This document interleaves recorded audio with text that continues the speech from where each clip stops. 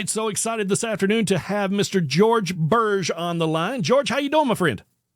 I am doing fantastic. I'm back home in Nashville for a couple days and just had a cup of coffee, took my dogs for a walk, and I'm kicking my feet up, man. So life is good. I don't get to do this very often. That's awesome. What kind of dogs you got, buddy? I got a little Brittany Spaniel. She's a bird dog, a hunting dog, and then I have a rescue. I think she's a half pit, half red heeler. So she's my security blanket. She's around all the time, and she doesn't like strangers coming into the house. So she's your protector, right? That's right. I love it. I love it. So, dude, let's talk a little bit here. So, beer, truck, kind of put you on the scene, right?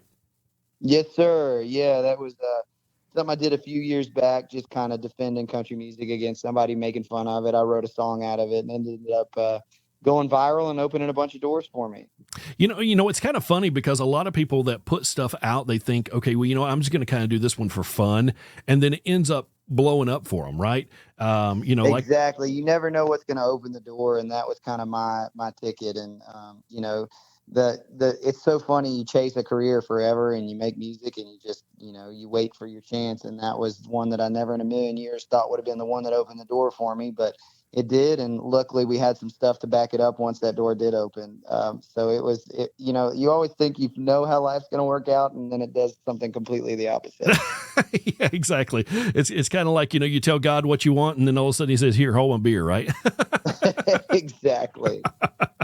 So tell us a little bit about, obviously you said that was kind of one of those things you didn't expect it to take off, but obviously it did. And then, man, from there, you had Mind on You got Cowboy Songs now. I'm loving Cowboy Songs. It's probably one of my favorite songs out right now. Literally. Thank you so much for saying that. It's my favorite song I've ever written. So it's, you always get a little bit of anxiety just seeing, how something that means a lot to you is going to react once you put it out there in the wild. But it has been such a blessing for me. It's moving up the charts faster than anything I've ever did. And seeing fans react to the way they have, I pinch myself. We've moved it to the last song of the set, and it's we're closing every night with it. And it's nice. It's been a wild ride for sure. Sounds fun, man. Sounds fun. So millions and millions of views on social media. I mean, obviously that started with beer, truck, right? But tell me a little bit about, how many millions of views are we talking on that particular song? It's hard to keep count of it. I've gotten very lucky that our following and our supporters has kind of grown along the way. But I'll never forget the first time I got 1 million views. I thought there must have been a glitch in the system or something. But it is happening more regularly these days, and I still pinch myself that that many people care enough to watch my videos or listen to my music. I'm lucky to have them fooled because I cannot believe I've got that many folks supporting me out there. Dude, you're great, though. I mean, seriously, I love your stuff. And, you even came back and redid Mind on You with Kid G, right? That was really cool for me. I'd been a Kid G fan for a minute, and Mind on You was getting close to going #1. And so we had this huge platform. And it's also a time where, the boundaries on country are getting wider, and there's more and more audience coming to the genre. And so I was like, this would be a cool time to bring some people that are country fans, but maybe not necessarily what your everyday country listener would hear to the song. And so I reached out to Kid G, and I reached out to Charlie on a Friday, who I was fans of both of them. And I knew they were both country music fans. And they put a super unique twist on the song. And it ended up having a second life of the remix of the song. And so I was very thankful for those guys lending their talents to it. And I was so pumped with how it turned out. Yeah, it was really good. As a matter of fact, we even added it here on our station on Kicking Country, and we were playing that remix version. So thank you very much. It's I didn't give those guys any guidance, which is always like a little bit nerve-wracking when it's your baby and the song's changing your life, to let people have free reign on it. But they both delivered in such a big way and unique way, lyrically and vocally on that. So I was very thankful to have them. That's awesome. So biggest musical influences growing up, who were they? My Mount Rushmore, let's see, would probably be George Strait, Jason Aldean, Gary Allan, and Tracy Lawrence, maybe. Man, yeah. I love it. That's I grew up kind of in that era, and then Jason Aldean was kind of the one that modernized country music for me and put that rock and roll kind of darker twist on it. I think Gary Allan just nobody could make you hurt like Gary Allan. Those songs were real and they meant something. And then George Strait, I think, is just the greatest to ever do it. So very blessed to have all those guys be massive influences on me. 100%, 100%. And somebody who's actually bringing that back, I just did an interview with not too long ago, Zach Top. That dude, isn't he a great guy? Man. I got to play a show with him the other day, and yeah. He's the first guy in a minute that we're lucky to get to do this with the best there is every day, and that's why we all have record deals and are chasing this dream like we are. But Zach was the first one in a minute that just jaw on the floor. I could not believe the talent of that guy. I'm around the best in the world every day, and he even in that company stood out as the guy that nobody could touch. It was fun to watch, man. Yeah, I honestly feel like when I'm watching him, I feel like I'm watching another Alan Jackson. I know that sounds crazy, yeah, but that's what he reminds me of. It is absolutely a reincarnation of it. And he's a great guy too. We shot pool, we drank beers together, we cut up, Awesome. We traded songs. He was exactly who I hoped he would be. So I can't help but pull for that guy. Yeah, he's super down to earth. I mean, I can text him and he'll text me right back. It's the craziest thing, man. I'm like, this dude's all right. So, those are the kind of guys you want to root for, right? For sure, for sure. So let's talk about some memorable moments when on tour. Obviously, you have opened up for some incredible acts. Give me some ideas of who those people were and which one was probably the one that stood out to you and you went, wow, I finally made it. Yeah, I think the most insane moment for me has been this Luke Bryan tour right now. Mm-hmm. I've been out with some amazing acts. I think it's just the size of it, and especially with his TV component, doing his American Idol thing now. He's not just a music superstar; he's a global superstar, just right. on every front. And so you get there, and it's 12 tour buses and 12 semis, and catering is ribeye and lobster mac and cheese, and it's just there's a massage therapist on staff, and you just kind of get there and you're like, man, what planet did I just land on? Because this is not the hole in the wall bar that I grew up playing. That's a lot better than the 85 Dodge van, right? Exactly. But I think the coolest part about it is Luke is still a good old redneck boy and has not let any of that influence him at all. He made a beeline to my bus when we got there, introduced himself, made me feel welcome, brought me on stage to sing with him. And he's just a country boy that hit the big time. So I really have just enjoyed the heck out of getting to know him. Sam Hunt was another one I feel like is a brother now. He took me out all summer, and those shows were insane. And again, we would hang out after every show, and I'd get some wisdom from him on how to build a band and how to pick songs and how to entertain a crowd. And it was just truly awesome. I got to do, in my old band, I got to do a year on tour with Toby Keith, and that was another one that was magic. Especially now that he's gone, you realize how impactful that guy was on this genre, and just how uniquely his own he was. So I have been just beyond lucky to have some of the best that have ever done it give me a hand up and give me a chance to kind of learn from them. And so I will never take for granted the opportunity those guys have given me. Dude, that is awesome.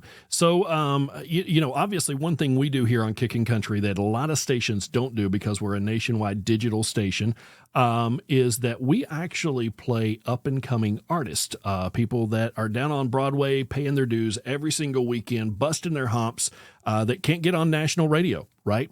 Yeah. And we've been doing that a lot. As a matter of fact, one of our first interviews was Drew Baldridge, and we see where he's at right now. So 100%. What a success story that is. So I love these independent, smaller label artists as well. What kind of advice would you give to some of these folks? Because I know they listen to us all the time. What kind of advice would you give to them as an up and coming aspiring artist who's down on Broadway, just busting their hump every single day?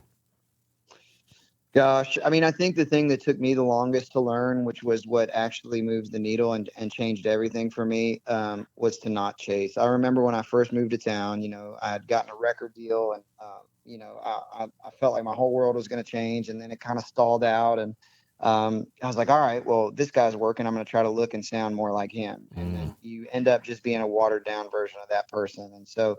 Once somebody has had success in a lane, that's not a recipe for how to have success because that lane has closed. They've already taken that lane. And so you have to find the lane that works for you that nobody else has done. And that took me the longest time because, any other world, you follow instructions and you do XYZ that somebody for you has done and you'll be successful. But music and art is so different. It's about being original. It's about being yourself. It's about making people relate to what you can speak on because it's what you've lived. And I think the time that I was finally, unapologetically myself and making music that I liked, without regard to what anybody else thought, is when it blew all the way open for me. And that was the hardest lesson for me to learn. And I completely back that up 100% because that's what we did here at the radio station is, I spent my life in FM terrestrial radio for 30 plus years, and I got tired of the corporate, basically consultants telling me what I could and couldn't play.